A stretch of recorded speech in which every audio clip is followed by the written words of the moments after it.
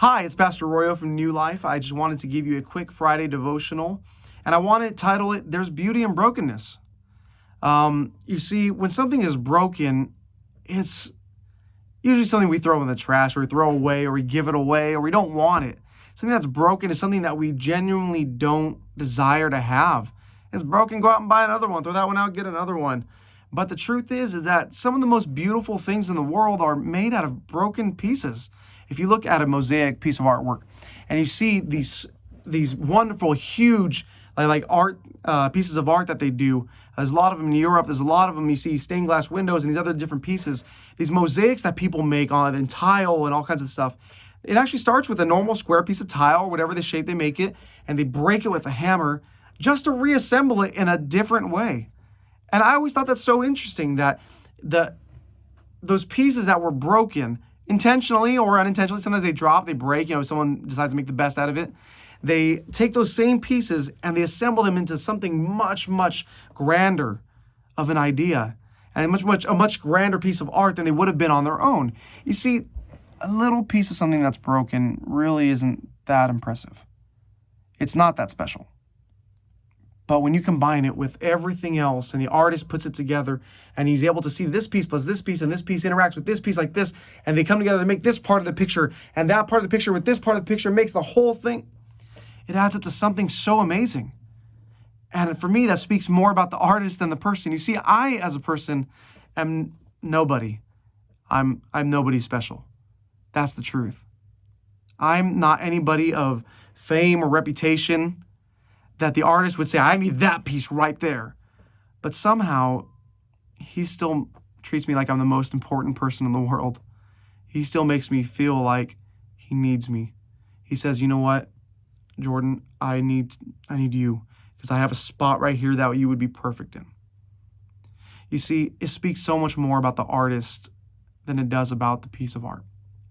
Now, you see, brokenness isn't my destination. I don't desire to be broken. I don't desire to wake up in the morning and say, how can I be broken today, right?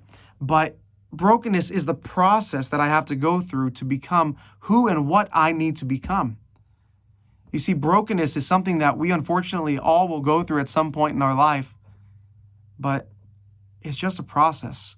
It's not your destination. It's not you're there and that's all you're going to become and you're just broken and just leave me in a hole to die. No. No, my friend, you are not destined to stay broken forever. You see, brokenness is something that can really, really be to your aid because, like I said, Psalms 51:17 says, the sacrifices of God are a broken spirit, a broken and contrite heart, O God, you will not despise. That's powerful.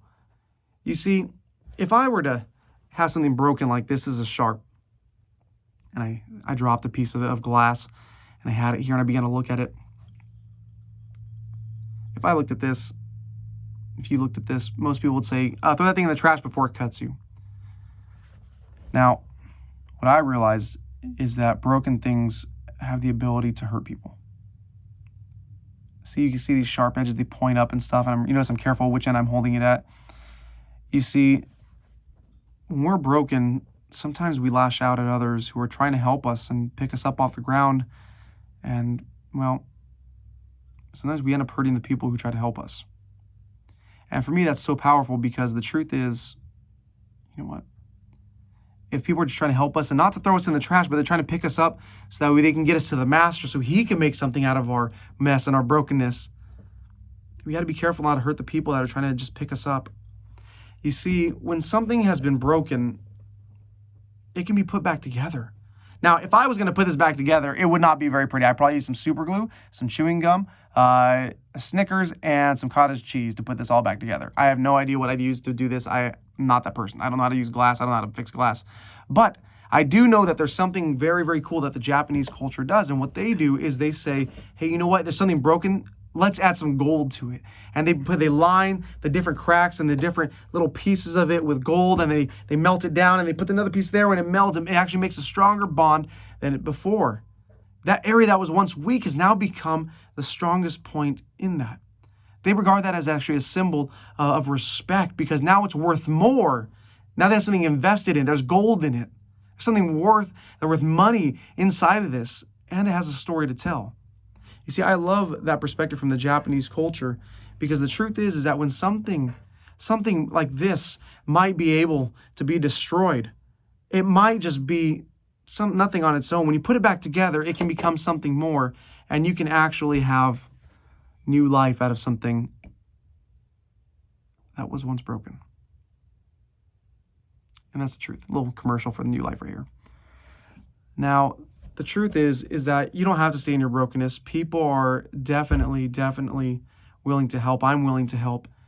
Now, through this time of being in quarantine and being on our own, I'm sure there's a level of brokenness inside of us. Being inside this long and out of our normal routine for this long does something to you. But the truth is that you're not alone. And well, like a good friend of mine messaged me the other day, they actually just released an album. It's called Alone Together. And it's the truth is that we are all alone together. That's the really cool part, is that you're not going through anything alone. We have an absolutely amazing pastoral staff and our wives here who are absolutely open. We have a wonderful church body who is here, and they always ears are open to willing to just talk to you and spend some time with you. I just want to let you know that New Life, we love you. We miss you. We can't wait to see you. We hope to see you this Sunday. We see that people have been coming back, and we're so excited to see all the people that are coming back. And every Sunday, we actually have new people here, and we have new faces, and we're so excited to see those that are returning and those that are coming for the first time. And we miss you. We miss you. But in the season of brokenness, I'm planning to come back stronger than ever before, and I hope that you are too, because God is on your side, and He'll mend those broken pieces. God bless you. We miss you. In Jesus' name.